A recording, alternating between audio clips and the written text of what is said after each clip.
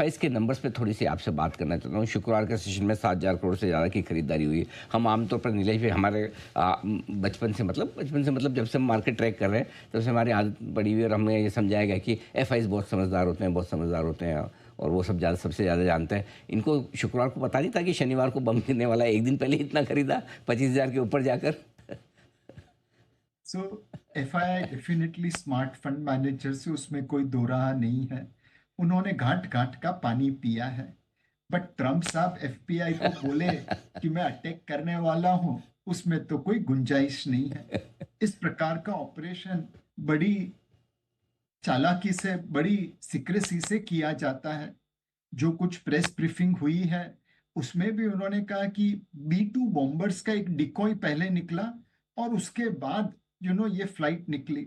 तो मेरे हिसाब से जो फंड मैनेजर्स ने फ्राइडे को खरीदा वो लॉन्ग टर्म के लिए खरीद रहे हैं। उन्हें भारत की इकोनॉमी और ग्रोथ अच्छा दिख रहा है। अगर मार्केट नीचे गिरता है, वैल्यूएशन सस्ता होता है, तो वो और खरीदेंगे, अपना इन्वेस्टमेंट बरकरार रखेंगे। ये एक्चुअली एफआईज वाली शेर हों लेकिन ट्रम्प साहब सवा शेर हैं। उन्होंने अंदाज लगाने नहीं दिया।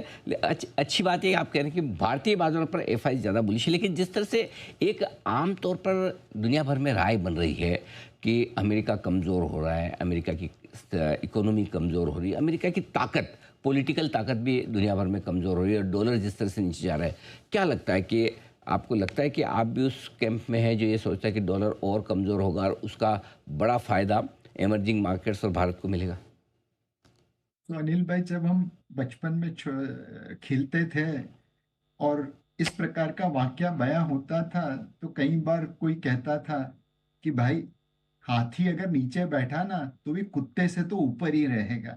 तो जी। अमेरिका हाथी है, बैठ रहा है वो पक्का है। पहले बहुत शक्तिशाली था, अब थोड़ी उम्र हो गई है, ठीक बट बात। फिर भी हाथी तो हाथी ही रहता है। लेरी समर्स को किसी ने पूछा था इसके मामले में हम्म। कि भाई, अमेरिकन डॉलर का ऑल्टरनेटिव क्या? तो बोला, देखो, जापान तो हॉस्पिटल जैसा लगता है, हम्म। लोग काफी एजेड है। हम्म। चाइना जेल जैसा लगता है, अंदर चले जाओ बाहर निकलने की उनकी ऊपर है। हाँ। और यूरोप म्यूजियम जैसा लगता है। तो इस माहौल में आप कहाँ जाएंगे? तो there is an TINA factor in dollar trade, there is no alternative. Right. तो डॉलर धीरे धीरे वीक हो रहा है, पर अभी भी हाथी है। तो बाकी करेंसीज के सामने उसका प्रभुत्व जारी रहेगा, धीरे धीरे कम होता रहेगा। सर, ये टीना फैक्टर में ऑल्टरनेट अगर हमें बनने की इच्छा हो तो कितने साल लग जाएंगे आपके हिसाब से कि भारत बन जाए ऑल्टरनेट? अब अनिल भाई, 1970 के पहले मिडिल ईस्ट में भारतीय रुपया लीगल टेंडर था। हम्म। हमने वो अपॉर्चुनिटी जाने दी।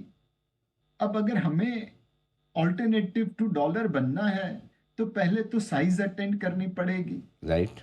दुनिया की तीसरी बड़ी अर्थव्यवस्था जरूर बन जाएंगे कुछ सालों के अंदर, बट पहली और दूसरी से गैप भी तो काफी बड़ा रहने वाला है।